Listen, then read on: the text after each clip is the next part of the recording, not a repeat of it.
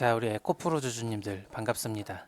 원프로입니다. 결국에는 악재로 인해서 지켜줬으면 하는 이 9만원 선을 깨버리면서 지금 하락세가 조금 더 가속화가 되고 있는 상황이죠. 그러다 보니 이 고점에서 시작한 이러한 하락 추세가 지속되고 있는 상황이다 보니까 우리가 최소한은 여기서 얼마나 더 내려갈지 그거를 가늠을 할 수는 없지만 앞으로 차트적으로 조금 지지가 발생할 만한 그러한 자리들, 뭐 예를 들면 이 자리나 아니면 뭐 이런 자리들에서 지지가 좀 어느 정도는 발생할 수 있겠죠. 만약 이 두 자리가 뚫린다면은 여기까지 이제 염두를 해야 되는데, 왜냐, 여기에서 급등이 나왔는데 이 구간은 그러면 매물 공백이 있잖아요. 그러면 이렇게 쭉 밀려 내려갈 수 있는 가능성까지도 염두를 해야 되기 때문에 일어나지 않기를 바라지만, 그래도 그 부분을 이제 차트 구조상 어느 정도는 우리가 염두를 하면서 지금 대응을 하는 게 중요하겠고, 적어도 우리 주주님들께서 뭔가 각자 지금 진입해 있는 평단이 다 다르시겠지만, 뭐 어떤 분들은 이런 데에 뭐 심하면 이런 데에 물려 계시는 분들도 계실 텐데, 이게 사실 언제 어떻게 대응을 해야 되는 게 가장 좋은 대응 방법인지 현재로서는 지금 알 수가 없는 상황이에요. 이게 일본 기준으로 지금 거의 반년째 이렇게 하락 추세가 계속 이어지고 있다 보니까 이 부분에 대해서 브레이크가 언제 걸릴지 아직 가늠할 수 없는 그런 상황이고, 결정적으로 이렇게 유중을 발표하고 나서 여기서 손바뀜이 좀 크게 일어났어요. 외국인들이 많이 나가고 그 자리에서 이제 개인들이 많이 받아 있다 보니까 적어도 급락이 발생한 이 구간까지 가격을 회복하기가 굉장히 힘들어 보입니다. 만약에 가격이 이렇게 올라온다라고 하더라도 여기에서 물린 개인들이 매도세를 발생시킬 수 있기 때문에 이러한 형태로 계속 하락할 수 있는 가능성이 조금 더 무게를 두고, 객관적으로 우리 주주님들이 조금은 더 마음을 냉정하게 먹고 당분간은 이렇게 가속화가 되는 하락세가 좀 어느 정도 일단락이 되거나 이렇게 자리에서 머물면서 조금은 오른쪽으로 누워버리는 형태가 만들어지기 전까지 이게 감정적인 대응을 해서는 절대 해결이 안 되는 부분이기 때문에, 현재 유중으로 인해서 발생한 이런 단발적인 매도세가 해소가 되기 전까지는 절대로 우리가 섣불리 물을 타거나 공격적으로 혹은 감정적으로 대응하는 부분에 있어서 굉장히 보수적인 마인드로 접근을 하는 것이 중요하겠습니다. 지금은 굉장히 신중해야 돼요. 차트가 너무 좋지 않기 때문에. 그리고 펀더멘탈 자체도 굉장히 좋지 않죠. 일단 유중이라는 것 자체가 아무리 좋은 의도를 가지고 있다고 하더라도 이게 결국에는 주주들의 반발을 살 수밖에 없는 그러한 결정이기 때문에, 적어도 시장에서 이게 지금 안 좋은 방향으로 관심을 받고 있거든요. 이 관심이 빨리 사라져야 됩니다. 적어도 무관심으로 바뀌면서 최소 매도하는 사람도 없어질 만큼 관심이 사라져서 이렇게 주가가 누워버리는 상황이 발생하기 전까진 우리 에코프로 주주님들이 조금은 마음을 차분하게 그리고 객관적으로 정비하실 필요가 있겠습니다. 아시겠죠? 그래서 오늘은 상황이 굉장히 좋지 않아진 만큼 제가 구독과 좋아요를 눌러달라고 요청드리기가 조금 죄송스러운데, 그럼에도 불구하고 저는 앞으로 에코프로를 계속 지켜보면서 어떠한 대응을 하는 게 가장 현명하고 좀 좋은 대응 방법일지를 고민해봐야 되기 때문에 이 부분에 있어서 계속 우리 주주님들에게 공유를 드릴 테니까 조금이라도 도움이 되신다면 저희 주픽 채널 구독과 좋아요 한 번씩 눌러주시면서 에코프로에 대한 인사이트를 받아가시길 바랍니다. 일단 그래서 현재 에코프로 개별적인 그러한 이슈들은 단기적인 악재가 분명하게 있고 뭔가 차트적인 흐름도 굉장히 좋지 않기 때문에 전반적인 시장 분위기를 좀 같이 파악하면서 이게 시장의 힘으로 이렇게 회복할 수 있나 이 여부를 좀 체크하는 게 중요하거든요. 자, 그래서 오늘은 사실 시장 이야기를 좀 안 할 수가 없죠. 지금 전반적으로 시장이 코스피가 먼저 매도 사이트카가 걸린 뒤에 코스닥도 따라가면서 매도 사이트카가 걸리고 있는데, 두 지수 모두가 굉장히 지금 중요한 저점 유동성을 좀 눈앞에 두고 있기 때문에 여기에서의 지지 여부가 굉장히 중요해요. 특히나 코스닥 같은 경우에는 계속 이렇게 내려오다가 처음으로 이제 고점을 넘기는 이러한 형태가 발생을 했기 때문에 이 저점인 838포인트를 좀 지켜줘야지만 앞서 이렇게 발생했던 상승이 좀 유의미하게 계속 진행이 되면서 이러한 형태의 반등장이 이렇게 계속 진행될 수 있는 그러한 차트가 만들어지려면은 가급적 838포인트를 좀 지켜주면서 다시 한번 1000포인트 쪽을 좀 상회하는 이런 움직임을 만들어줘야 뭔가 전반적인 시장 분위기가 조금은 더 강세적인 상황으로 전환될 수 있기 때문에, 코스닥 쪽에서 수급이 조금 골고루 쏠리기 위해선 이쪽에 대한 방어가 필요하다, 저점을 좀 지켜줄 필요가 있겠고, 코스피 같은 경우에는 앞서 코스닥이 저점을 만든 그 위치가 대략적으로 6월 말이기 때문에 지금 코스피가 형성하고 있는 대략적으로 7500선에 있는 이러한 저점은 사실 6월 11일에 만들어졌거든요. 6월 중순쯤에. 그래서 좀 기간적인 차이가 있지만 지금 이렇게 가격적인 조정이 발생을 하면서 두 지수 모두가 각각 다 반발 매수세가 이렇게 나올 수 있는, 기술적인 그런 매수세가 나올 수 있는 자리에 도달했기 때문에 여기에서는 어느 정도 약세적인 분위기를 그럼 방어하는 모습이 좀 나오지 않을까 이렇게 기대를 할 수 있겠고, 대략적으로 지금 2주 동안 이렇게 내려오는 과정에서 코스피에서 발생한 외국인 매도세가 굉장히 많은데, 특히 이번 상반기 기간 동안 코스피에서 외인 자금만 150조가 나갔는데 같은 기간 동안 동시에 일본의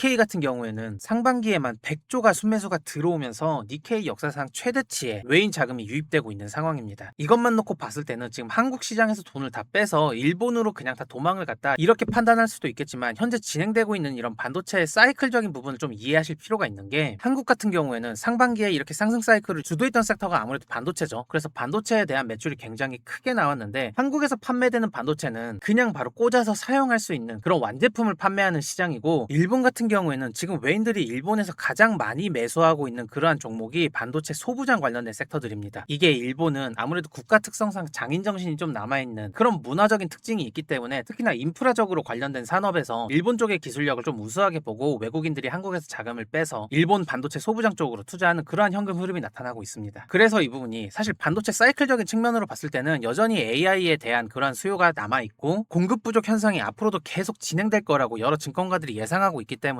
이러한 현금 흐름이 한국 시장에 뭔가 부정적인 소식이 있어서가 아니라 뭐 리밸런싱적인 측면도 있고, 그리고 차익 실현적인 성격도 있겠죠. 코스피가 100% 오를 동안 니케이가 40%도 못 올랐기 때문에 생길 수 있는 수익은 확정 지으면서 또 다른 투자금을 AI 인프라적인 요소에 투자를 한 거지, 이게 뭔가 한국 증시를 부정적으로 보고 있는 그러한 시각은 아니라고 판단됩니다. 그래서 오늘 양 증시가 매도 사이드카가 걸린 부분에 있어서는 조금 아쉬운 부분이 있지만, 시장이 그나마 다행인 건 이렇게 내려오는 와중에 반도체만 좀 내려가고 있거든요. 나머지 섹터들은 좀 나름대로 가격 방어를 잘 해주고 있기 때문에 이제까지와는 조금 다른 형태의 하락세가 진행되고 있다. 특히 6월에는 여러 가지 요소가 있었죠. 상반기나 2분기를 마감하는 그런 매도세가 나왔기 때문에 시장의 전반적인 매도가 쏟아졌는데, 적어도 오늘은 다른 종목들이 좀 가격 방어를 잘 해주는 동안 반도체 위주로 많이 빠지면서 그나마 시장에서 들리는 곡소리가 그렇게 크지 않은 것 같습니다. 그렇다면 지금 반도체가 왜 빠지고 있냐, 이 부분에 대해서 우리 주주님들에게 좀 말씀을 드려보고 싶은데, 어제 야간에 메타, 페이스북이죠, 얘네들이 AI 사업을 새롭게 발표를 하면서 본인들이 보유하고 있는 데이터 센터에 대해서 렌탈을 하겠다 이런 발표를 하면서 메타 주가는 급등을 했지만, 이게 반대로 반도체 시장에서는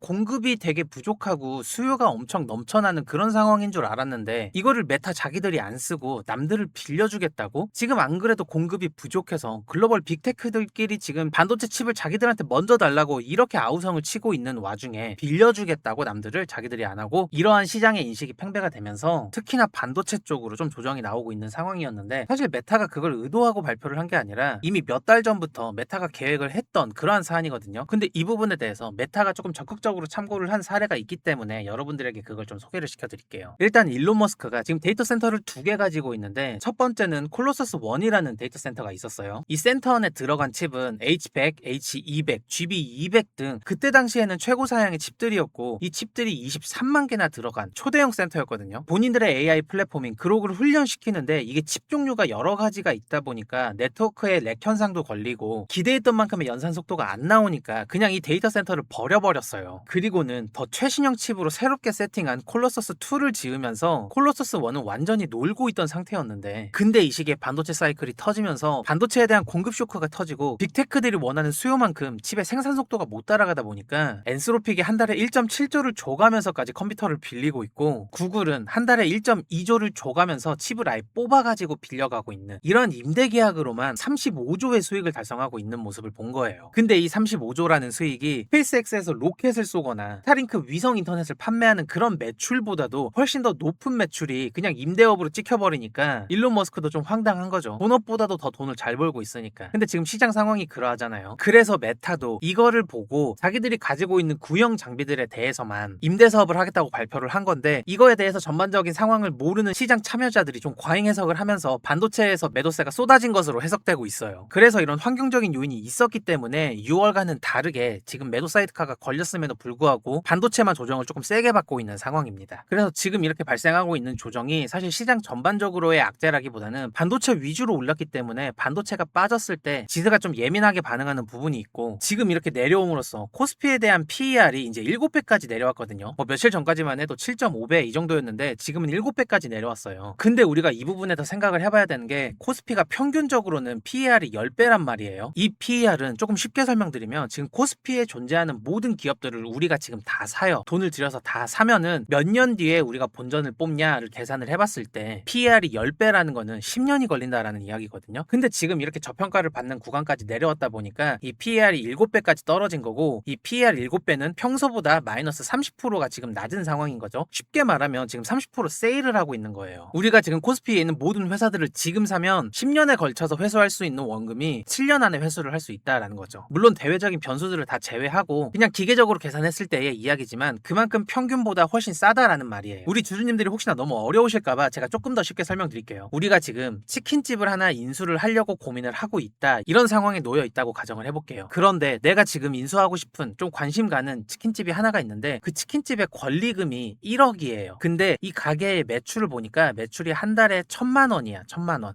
그러면은 여기에서 PER이 몇이에요? 몇 배예요? 1,000만 원을 벌어서 1억만큼 회수를 하려면 10달이 걸리겠죠? 그러면 이게 PER이 10배예요. 그런데 지금 이 치킨집 사장이 자기가 급한 사정이 있어가지고 가게를 파는 건데 기존에 1억이 아니라 이거를 7천만 원에 판대. 그러면은 우리가 여기에서 7천만 원을 뽑으려면 이게 10배가 아니라 7배로 줄어드는 거잖아요. 이러면은 완전 개이득이잖아. 근데 이 치킨집 사장님이 지금 가게를 팔려고 하는 시기가 당장 다음 달에 월드컵 있고 그 다다음 달에 하계올림픽 있고 뭐 3개월 뒤에 아시안게임이 있고 그 다음은 휴가철 피크고 막 이런 대외적인 이슈가 있어서 매출이 굉장히 올라갈 수밖에 없는 그러한 상황들이 눈앞에 보이는데 근데 7천만 원에 팔겠대요. 그러면은 이거를 우리가 안 살 수가 있을까요? 너무나도 매력적인 가격인데 안 살 수가 있을까? 너무나도 환경적으로 매력적인데 우리가 이걸 안 살 수가 있을까요? 치킨집을 하고 싶어서 가게를 알아보던 와중에 말이에요. 이거를 우리가 지금 상황에 대입을 해봤을 때 우리가 여기에서 내려왔을 때 이 저점까지 조정이 내려오면은 충분히 사볼만 하다. 제가 여러 영상에서 말씀드렸죠. 7.400선까지 붙고 여기에서 리스크 관리를 하면서 가격이 이렇게 내려오면은 충분히 담아볼만 하다. 근데 여기에서 담아낼 수 있는 종목들은 거시적인 부분들도 같이 체크를 해봐야겠지만 지금 당연히 반도체나 AI에 대한 사이클이 진행이 되고 있기 때문에 그쪽 관련된 종목을 사는 게 유리하지 않겠냐. 근데 거시적으로 지금 국가에서 정부에서도 그리고 기업들 특히 삼전닉스죠. 국가적으로 인프라 사업에 지금 투자 자금을 굉장히 크게 쏟겠다라고 지금 발표를 한 상황인데 우리가 다른 거를 사는 것보다 AI랑 관련된 그러한 종목들을 담을 수 있는 기회가 왔다라고 보는 거죠. 그래서 저는 객관적으로 순환매가 발생이 한다고 하더라도 뭐 여러 가지 종목들로 다 다양하게 돌아가는 게 아니라 AI 테마랑 관련된 그러한 섹터로 돈이 좀 흘러갈 가능성이 높다라고 보고 있고 좀 안타까운 부분이 있지만 그래도 객관적으로 냉정하게 판단해야 되는 부분은 판단해야 되기 때문에 당분간은 좀 2차전지 섹터가 전망이 굉장히 좋지 않아 보여요. AI랑 직접적인 관련을 찾아보기 어렵고 그나마 하나 찾을 수 있는 거라면 AI 데이터 센터에 대한 공급 전력 부족으로 이거를 배터리 문제로 해결하는 거가 그나마 연결할 수 있는 유일한 접점인데 이거 같은 경우에도 앞으로 신규로 구축하는 데이터 센터가 어떠한 전압 설비를 하느냐에 따라 이게 사실은 전혀 필요하지 않을 수도 있기 때문에 이 부분에 대해서 우리가 기대를 하면서 여기에서 주가를 보고 희망 고문을 하는 건 옳지 않다라고 생각을 하고 적어도 우리가 수급적인 부분에 있어서 이렇게 개인들의 매수세보다 외국인이나 기관계에서 매수가 들어오기를 좀 기다려야 되는 상황인데 그러려면은 적어도 지금 이렇게 좀 가파르게 쏟아지고 있는 이러한 하락세를 멈출 수 있는 용감한 큰 손이 나타나주기를 우리가 바라면서 차트적인 구조가 이렇게 고점을 한 번이라도 이렇게 높여주는 그러한 상황이 만들어지기 전까지 조금은 우리가 현재의 상황에 있어서 객관적으로 좀 판단을 할 필요가 있고 적어도 지금 현금 여력이 있는 우리 주주님들이 계시다면 제가 당부드리고 싶은 말씀은 여기에서 뭔가 공격적으로 대응을 하지 마시고 차라리 다른 현금으로 조금 더 AI에 직접적으로 관련 받을 수 있는 그런 수혜주 쪽으로 눈을 돌리셔서 거기에서 발생시킨 수익들로 인해서 여기에 물려있는 물량들을 일부 정리해 나가는 작업을 조금 반복하시는 게 가장 현실적인 대응 방법이지 않나. 그리고 단기적으로 이 방법이 가장 스트레스를 덜 받을 수 있는 방법이지 않나 그렇게 생각하고 있습니다. 어떻게 보면 조금 냉정하게 들으실지 모르겠지만 사실 투자판에서는 굉장히 냉정한 판단을 빨리 해야 되는 상황이 있기 때문에 저 역시도 뭔가 공격적으로 대응하기보다는 뭔가 차트적으로 이렇게 방향을 돌릴 수 있을 만한 이러한 신호가 발생하기 전까지는 지속적으로 상황이 지켜보면서 우리가 뭔가 적극적인 대응을 할 수 있는 상황이 발생을 했을 때 우리 주주님들에게 가장 먼저 알려드리도록 하겠습니다. 그러면 오늘은 제가 우리 주주님들에게 굉장히 어려운 이야기를 좀 냉정하게 말씀을 드렸는데 이 부분에 대해서 우리 주주님들이 객관적인 판단을 하실 수 있기를 바라는 마음에 조금은 냉정하게 말씀을 드렸으니까 이 부분에 대해서 조금 오해가 없으셨으면 좋겠고 저도 물려있는 입장에서 가슴이 많이 아프기 때문에 사실 이렇게 아무렇지도 않게 말하고 있지만 저도 굉장히 속이 쓰립니다. 그러니까 에코프로 주주님들 뭔가 이런 어려운 상황에서 계속 침체되어 있지 마시고 우리가 상황을 조금 더 긍정적으로 타개하기 위해 어떻게 대응을 해야 되는 게 가장 좋은 방법인지 같이 강구하면서 앞으로 시장 상황을 조금 더 심도 있게 지켜보는 것이 좋겠습니다. 아시겠죠? 그럼 오늘 영상은 여기서 마무리하고요. 굉장히 어려운 시장 상황에서 너무 고생 많으셨습니다. 그럼 저는 다음 영상으로 다시 인사드릴게요. 구독과 좋아요 아직 안 누르신 분들 한 번씩 꼭 부탁드릴게요. 이만 들어가 보겠습니다. 감사합니다. 원프로였습니다.